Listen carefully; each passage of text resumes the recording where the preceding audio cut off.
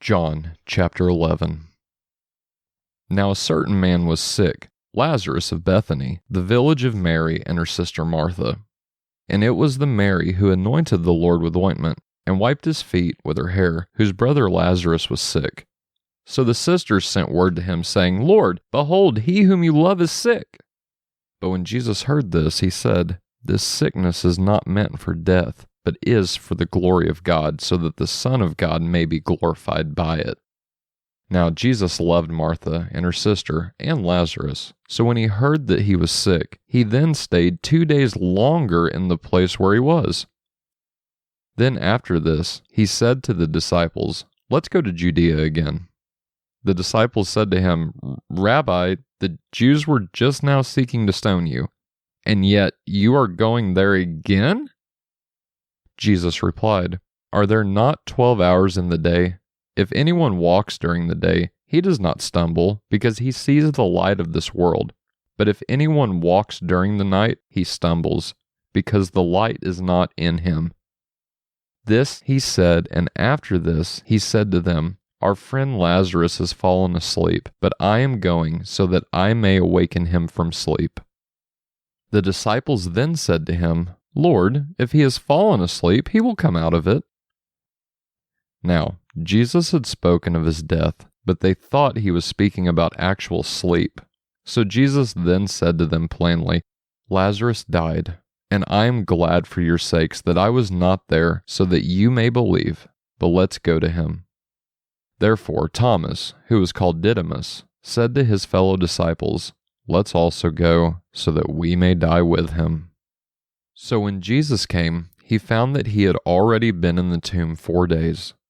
Now Bethany was near Jerusalem, about 15 stadia away, and many of the Jews had come to Martha and Mary to console them about their brother. So then Martha, when she heard that Jesus was coming, went to meet him, but Mary stayed in the house. Martha then said to Jesus, Lord, if you had been here, my brother would not have died. Even now I know that whatever you ask of God, God will give you. Jesus said to her, Your brother will rise from the dead. Martha said to him, I know that he will rise in the resurrection on the last day. Jesus said to her, I am the resurrection and the life. The one who believes in me will live even if he dies. And everyone who lives and believes in me will never die. Do you believe this? She said to him, Yes, Lord. I have come to believe that you are the Christ, the Son of God, and he who comes into the world. When she had said this, she left and called Mary her sister, saying secretly, The teacher is here and is calling for you. And when she heard this, she got up quickly and came to him. Now, Jesus had not yet come into the village, but was still at the place where Martha met him.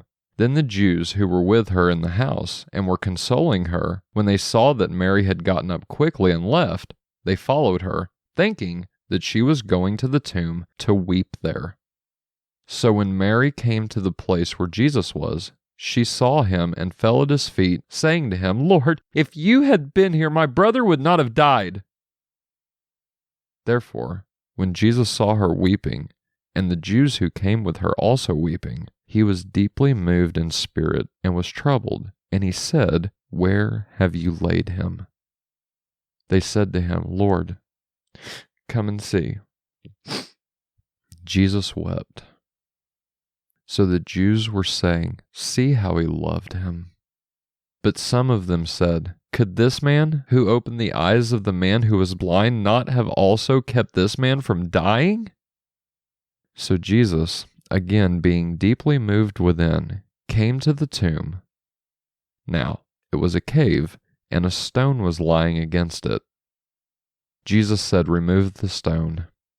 Martha, the sister of the deceased, said to him, Lord, by this time there will be a stench, for he has been dead 4 days. Jesus said to her, Did I not say to you that if you believe you will see the glory of God? So they removed the stone, and Jesus raised his eyes and said, Father, I thank you that you have heard me. but I knew that you always hear me. Nevertheless, because of the people standing around, I said it, so that they may believe that you sent me." And when he had said these things, he cried out with a loud voice, "Lazarus, come out." Out came the man who had died, bound hand and foot with wrappings, and his face was wrapped around with a cloth. Jesus said to them, "Unbind him and let him go." Therefore, many of the Jews who came to Mary and saw what he had done believed in him. But some of them went to the Pharisees and told them the things which Jesus had done. Therefore, the chief priests and the Pharisees convened a council meeting, and they were saying, "What are we doing in regard to the fact that this man is performing many signs? If we let him go on like this, all the people will believe in him, and the Romans will come and take over both our place and our nation." But one of them, Caiaphas, who was high priest that year, said to them, "You know nothing at all, nor are you taking into account that it is in your best interest that one man die for the people, and that the whole nation not perish instead." Now he did not say this on his own, but as he was high priest that year, he prophesied that Jesus was going to die for the nation. And not for the nation only, but in order that he might also gather together into one the children of God who are scattered abroad. So from that day on they planned together to kill him. Therefore Jesus no longer continued to walk publicly among the Jews, but went away from there to the region near the wilderness into a city called Ephraim, and there he stayed with the disciples. Now the Passover of the Jews was near, and many went up to Jerusalem from the country prior to the Passover in order to purify themselves. So they were looking for Jesus and saying to one another as he stood in the temple area, "What do you think? That he will not come to the feast at all?" Now, the chief priests and the Pharisees had given orders that if anyone knew where he was to report it so that they might arrest him.